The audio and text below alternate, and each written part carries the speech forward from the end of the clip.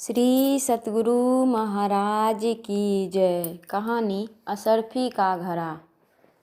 चित्त की एकाग्रता 10वें द्वार में होती है। इस 10वें द्वार का पता संत बतलाएंगे। वहीं से चलना होता है अपने प्रभु के पास। आप भी वहीं हैं, कहीं दूसरी जगह नहीं हैं। अगर उसको हम पालें तो माला माल हो जाएं, लेकिन हम उधर चल नहीं रहे हैं, विषयों की ओर दौड़ रहे हैं, इसीलिए हम कंगाल बने हुए हैं। एक भिखारी था, भीख मांगकर खाता था और एक ही जगह पर आकर रहता था। उस एक स्थान पर उसको रहते हुए वर्षों बीत गए।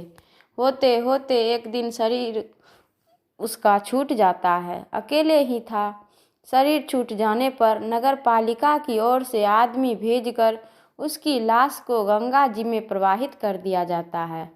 नगर पालिका ने सोचा, वह भिखमंगा भीख मांगकर खाता था, न जाने कैसा कैसा वह अन्न खाता था। जहाँ इतने दिनों से वह बैठता था वहाँ की मिट्टी अशुद्ध हो गई, इसीलिए 2-4 हाथ मिट्टी खोद कर फेंक देनी चाहिए। जहाँ पर वह बैठता सोता था उतनी लंबी चौड़ी और 4 हाथ गहरी मिट्टी खोद कर फेंकने लग गए। फेंकते फेंकते जब चौथा हाथ मिट्टी खोदने लग गए तो वहाँ एक घड़ा मिला जिसमें असरफियाँ भरी हुई थी। अगर उस कंगाल को यह मालूम होता कि जहाँ मैं बैठता हूँ वहीं पर असरफी का घड़ा है तो वह कंगाल नहीं रहता। उसी तरह से जहाँ हम बैठे हुए हैं वहीं पर 4 हाथों की दूरी पर परमात्मा रूपी असरफी का घड़ा पड़ा हुआ है। अंधकार, प्रकाश, शब्द और निःशब्द, वे 4 हाथ हैं।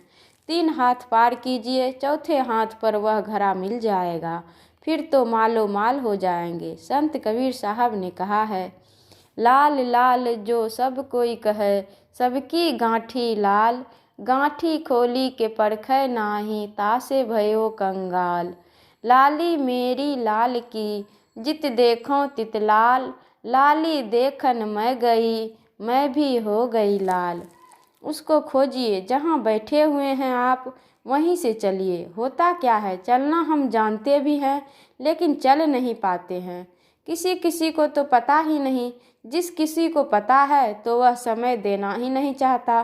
भगवान बुद्ध ने तो कहा है कि संसार में मनुष्य शरीर पाना दुर्लभ है, जीवित रहकर भी सद्धर्म श्रवण करना दुर्लभ है, सद्धर्म श्रवण करके भी उसका आचरण दुर्लभ है। श्री सतगुरु महाराज की जय। यह प्रवचन शांति संदेश पत्रिका फरवरी 1990 ईस्वी में प्रकाशित हुआ था। श्री सतगुरु महाराज की जय।